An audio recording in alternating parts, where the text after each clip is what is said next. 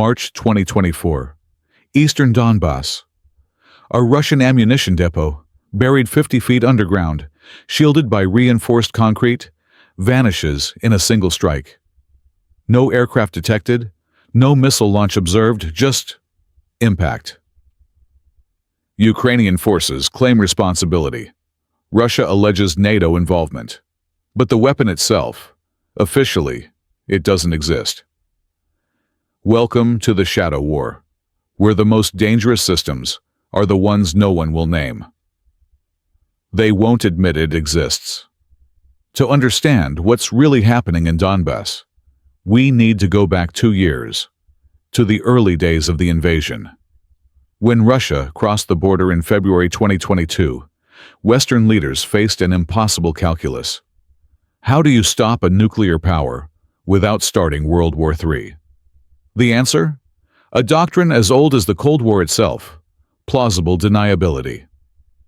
At first, the aid was obvious: javelins, stingers, HIMARS, rocket systems. Each delivery was announced, tracked, celebrated.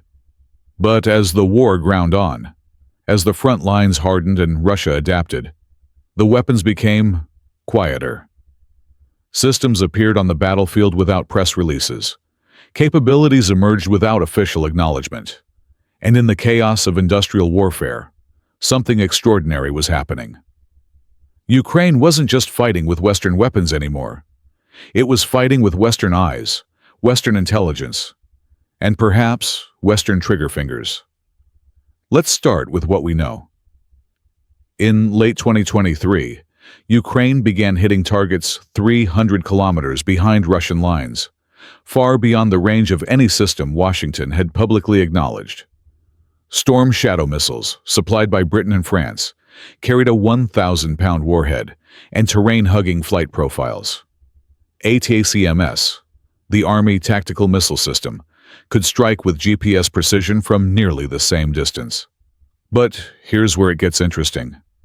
Both systems require something Ukraine doesn't officially have: real-time satellite reconnaissance, electronic warfare coordination, and target designation networks that only NATO possesses. A Storm Shadow doesn't just fly. It needs pre-programmed terrain data, updated continuously by satellite. It needs to know where Russian air defenses are, millisecond by millisecond. And it needs final target confirmation from intelligence sources Ukraine cannot access alone. So the question isn't whether these weapons exist, it's who's aiming them. Segment 2. The intelligence layer. Modern warfare isn't fought with weapons, it's fought with information. Every day, NATO reconnaissance aircraft, American RC-135 rivet joints, British Shadow R-1s, orbit along the Polish and Romanian borders. Technically, they never enter Ukrainian airspace. Legally, they're just monitoring. But their sensors see everything. They track Russian radar emissions. They intercept communications. They map troop movements in real time and feed that data into a shared intelligence network known as the NATO Common Operational Picture. And then, through channels no one will confirm, that data reaches Ukrainian forces. Sometimes it's sanitized, laundered through third parties. Sometimes it comes from commercial satellite providers. But the effect is the same.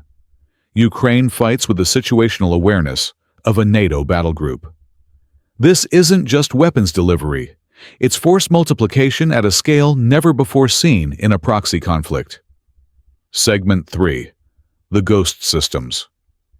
But beyond the missiles and satellites, there's another layer. Systems so sensitive, their mere existence is classified. Reports from the front lines describe Ukrainian drones that suddenly appear immune to Russian jamming. Precision strikes on targets that should be invisible to conventional reconnaissance. And then there are the whispers. Advanced electronic warfare platforms, counter-battery radars with capabilities beyond Ukraine's indigenous production. Directed energy systems, electromagnetic pulse weapons that can disable entire command posts without leaving a crater. None of this is confirmed. None of it is acknowledged. But the evidence is circumstantial and mounting. In September 2023, a Russian S-400 air defense battery in Crimea went offline. Not destroyed, but disabled. The Ukrainians took credit, but offered no explanation for how. Western defense analysts noted the signature: a high-powered electromagnetic event consistent with systems currently in development by Lockheed Martin and BAE Systems. Systems that, officially, aren't operational yet. Segment 4. The doctrine of deniability. So, why the secrecy? Why not simply announce these capabilities and claim credit? Because the moment NATO admits direct involvement, the moment a Western finger is proven on the trigger, the rules change. Russia has made it clear: attacks using NATO intelligence, conducted by NATO systems, constitute an act of war. It's a legal and strategic minefield. If a Storm Shadow missile, programmed by British technicians and guided by American satellites, destroys a Russian command center, who is responsible? The answer depends on what you can prove. And so the West operates in the gray zone. Weapons are delivered but not discussed. Intelligence is shared but not sourced. And on the ground, Ukrainian operators carry out missions that look suspiciously like NATO operations, because in every way that matters, they are. It's not deception, it's calibrated ambiguity. And in the nuclear age, ambiguity might be the only thing preventing escalation. The impact of these shadow systems is undeniable. Since late 2023, Ukraine has struck over 200 high-value targets deep inside Russian-held territory.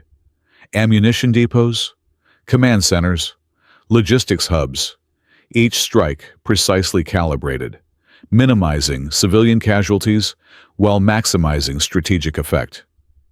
Russia's response has been chaotic, redeploying air defenses, hardening supply lines, and increasingly lashing out with retaliatory strikes that accomplish little but terror. But there's a darker calculus at play. Every advanced system deployed in Ukraine is a system exposed. Russian engineers are recovering debris, reverse engineering guidance chips, studying electronic signatures.